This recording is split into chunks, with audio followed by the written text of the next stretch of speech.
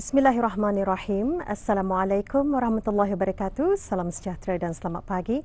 Alhamdulillah Auda dari daerah Tutong seperti biasa kita bersama untuk berkongsi antara info semasa dan juga pengisian pakej program juga akan dikongsikan nanti.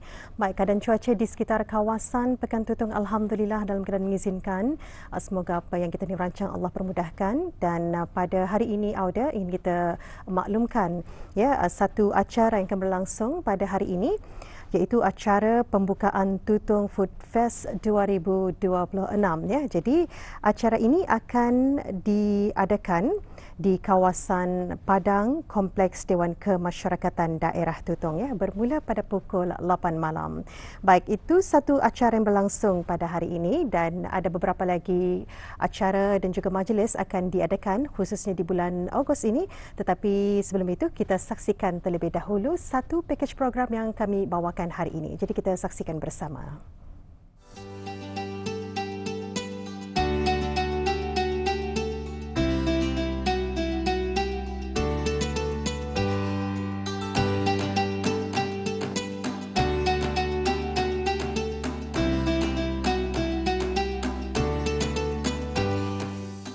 Sambutan Maulud Nabi Muhammad SAW merupakan salah satu wadah yang signifikan dalam memperingati kelahiran junjungan besar Rasulullah SAW, di samping menjadi medium untuk menghayati kembali perjuangan, pengorbanan, kepribadian serta ajaran baginda dalam menyebarkan risalah Islam kepada seluruh umat manusia.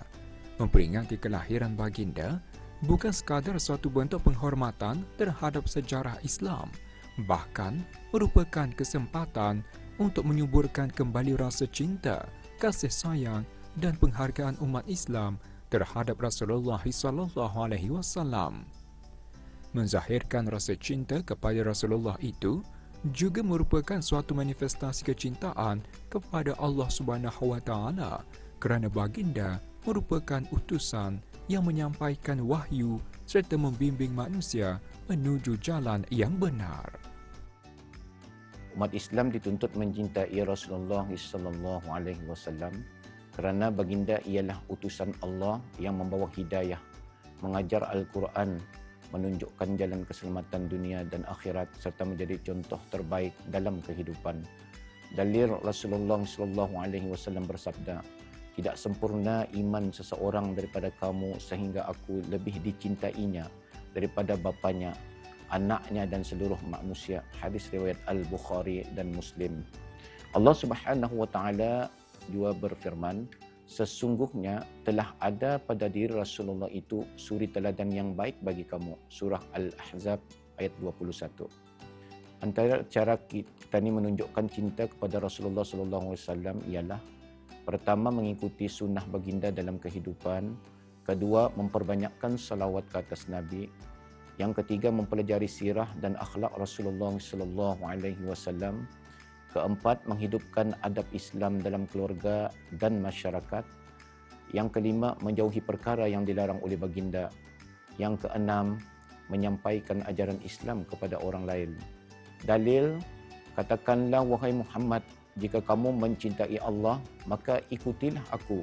Nescaya Allah mencintai kamu. Surah Ali Imran ayat 31. Antara cara menyemai dan menyuburkan kecintaan terhadap Rasulullah SAW itu ialah dengan memperbanyakkan selawat dan salam ke atas baginda. Dengan amalan berselawat, ia dapat menjadi satu mekanisme kerohanian yang menghubungkan hati seseorang Muslim dengan Rasulullah SAW. Apabila selawat dilazimi dengan penuh penghayatan, seseorang Muslim itu terdorong untuk mengingat sirah, perjuangan, akhlak dan sunnah Rasulullah.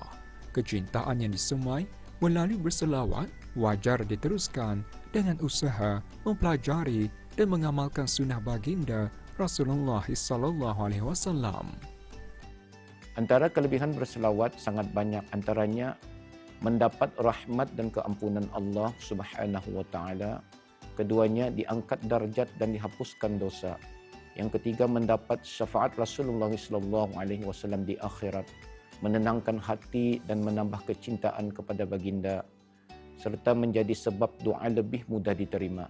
Dalil Rasulullah sallallahu alaihi wasallam bersabda, barang siapa yang berselawat kepadaku sekali, Allah akan berselawat, yakni memberi rahmat kepadanya 10 kali. Hadis riwayat Muslim. Mengamalkan sunnah baginda Rasulullah SAW dalam kehidupan seharian juga merupakan antara manifestasi yang paling jelas dalam menyemai dan membuktikan kecintaan kepada baginda. Hal ini kerana kecintaan yang sebenar tidak hanya terhenti pada pengakuan di bibir sahaja, sebaliknya perlu diterjemahkan melalui perbuatan dan tingkah laku yang mencerminkan kesediaan seseorang untuk mengikuti ajaran baginda. Antara sunnah yang mudah tetapi sering diabaikan ialah diantaranya memberi salam kita ni terlebih dahulu. Kedua, sentiasa tersenyum kepada orang lain. Yang ketiga, mengucapkan doa ketika masuk dan keluar rumah. Keempat, bersiwak atau menjaga kebersihan mulut.